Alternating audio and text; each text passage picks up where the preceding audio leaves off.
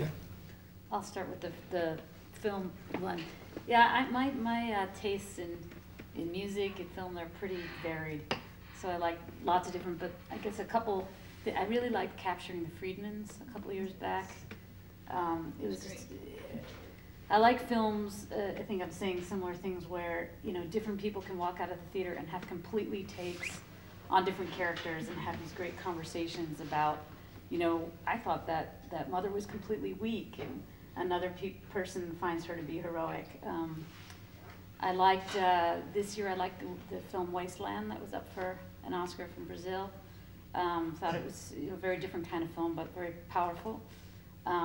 Great characters. And also for me, I learn a lot. I'm really open to collaborating and working, particularly with younger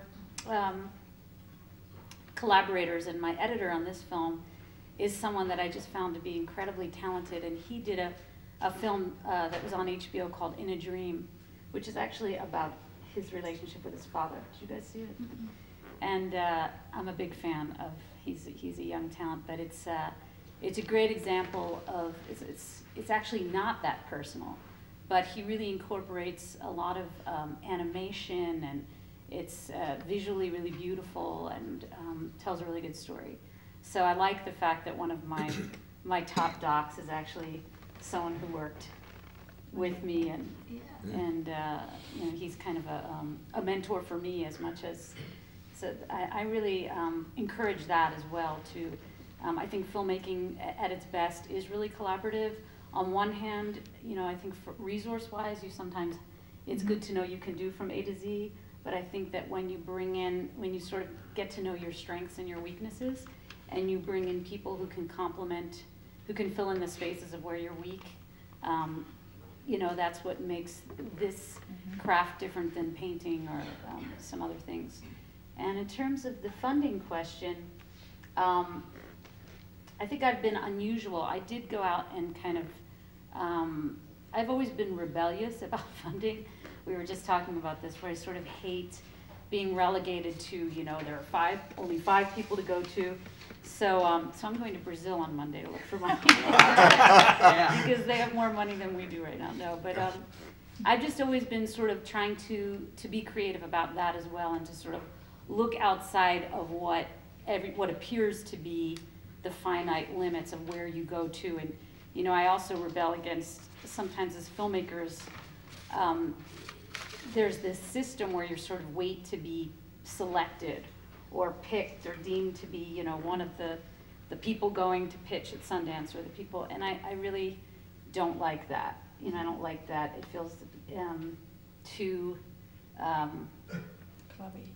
Yeah, and too confining. So I really look for, so with this film and some of the past shorts I did, I found a guy who'd never put money into film, who was a businessman turned philanthropist, and sort of convinced him that we should make a number of films that would inspire people and take on some issues, and I made 4 films with him. So, you know, just when people say it couldn't be worse, there's a recession, you never know. You never know. And that guy I met, complete chance, in a ski lodge in Colorado, where I started talking about what I was doing, and I was shooting these kids who had recovered from cancer, and it was complete fate. There was a snowstorm when we got stuck together, and I seized a moment where I had shot this interview that I thought was strong.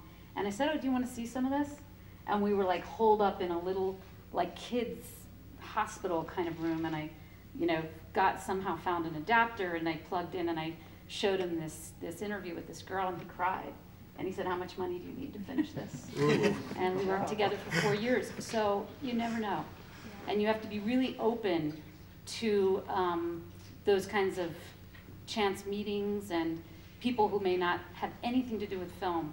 So I really encourage not just this kind of tunnel thing of, like, you know, I got to get into Sundance, or I've got to get that, you know, and that came at the end, where I got, you know, some of the more, like, Tribeca grant and things like that. You're doing what Steve preaches, which is you got to put it out there, right? That's right. You gotta be able to have those conversations and tell people. Go on a whim. Yeah. To have an instinct of, like, you know what, Brazil's got a lot of money in their economy right now. I'm going to go and check it out. At the very least, it's a nice trip. Yeah, exactly. I think, you know, in terms of the films of it all, you know, documentary, it's like, oh, it has to be one thing, but just like scripted isn't just one thing, and there's romantic comedies and thrillers and action movies and dramas.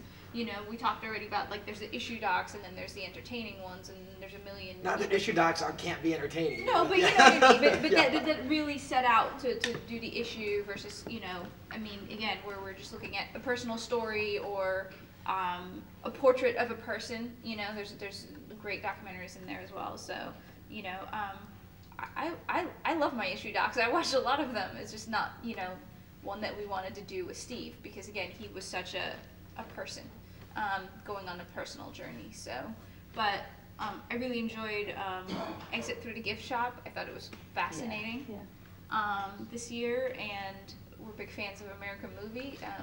And that was pretty funny. And in terms of funding, our film was funded pretty much, I would say, by MTV, NBC, CW, just by our day job. Our day job, yeah. So we, you know, like, you know, Sally said, it's like, okay, well, we have a camera, and so we went and shot it, and, you know, we gave Steve a camera and showed him how to shoot himself, and here's how you put it up on a tripod, and here's how you do your diary cams, and, you know, we would go out and film whenever we could, and when we showed, you know, the people that fund movies, our film, looking for finishing funds, you know, they said, you know, a year into our process, and they said, well, you know, once you have your ending, then come to us. And at that point, we were like, well, why am I going to give you my movie? Then I don't need you, exactly. Yeah, so, I'm going to give you $10,000 so I can hire an editor, and I've been an editor for 15 years. That doesn't make any sense. Right. But I do think one thing, you know, touching on the funding issue, one thing that I'm really happy we did early in our career was we always tried to make our day job be something that would make us better at our dream job.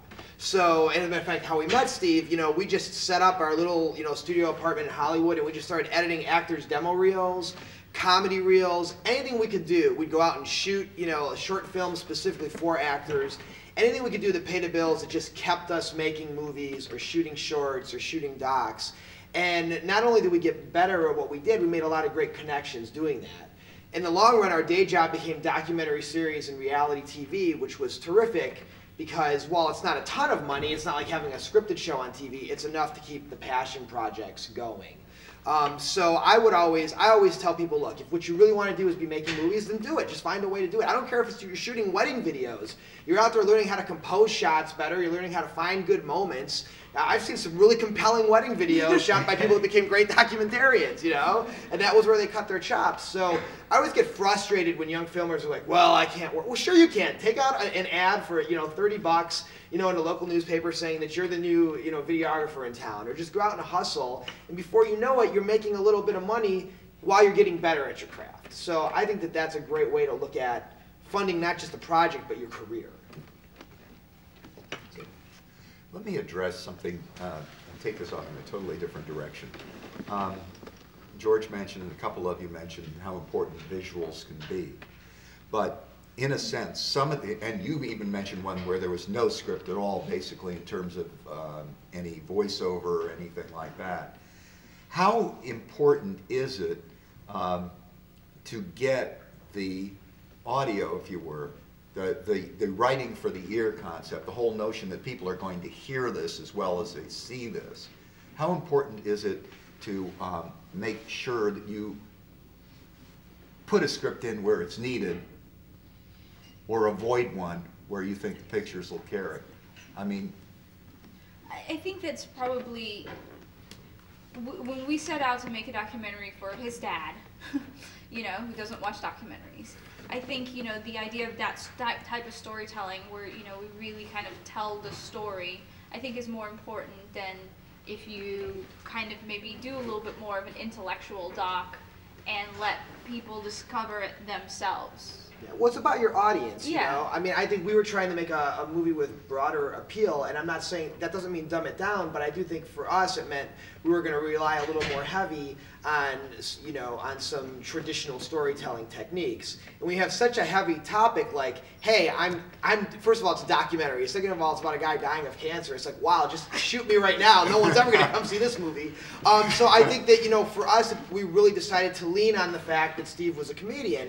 And after the movie was shot, and we shot our verite for 5 years, only then did we think, okay, what sort of narrative devices do we want to use, not only to make the story clearer, but to make it more entertaining.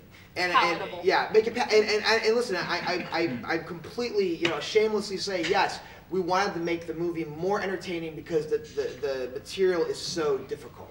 And so the fact that Steve was a comedian and the fact that we could sort of let him narrate the film, being who he is, a funny guy, that was extremely important, because I knew that we would be able to have some of our heavier moments, but keep the message intact and keep the movie watchable. Again, for someone like my dad, we would always say that. When is my dad going to get up and walk out of this movie? And that was always in the back of our head. You know, Steve laughs at his cancer, and you know, I can't expect the audience to laugh until they see him do it. Yeah. You know, so it was important for us to show how he dealt with it, so the audience could kind of let go of their fears about it and just go on his journey with him. Yeah, I think for us, one of the most important moments of the movie is about 10 minutes in. You know, you already know about Steve's dream, and he does his top 10 list, the top 10 benefits of catching cancer. And it's straight, I could never get up and deliver that, because I don't think people would accept it. I don't have cancer. It sounds like you're picking on the subject, but he does it in such a way that's so real for him. And he's like, you know, can stand as close to the microwave as I want.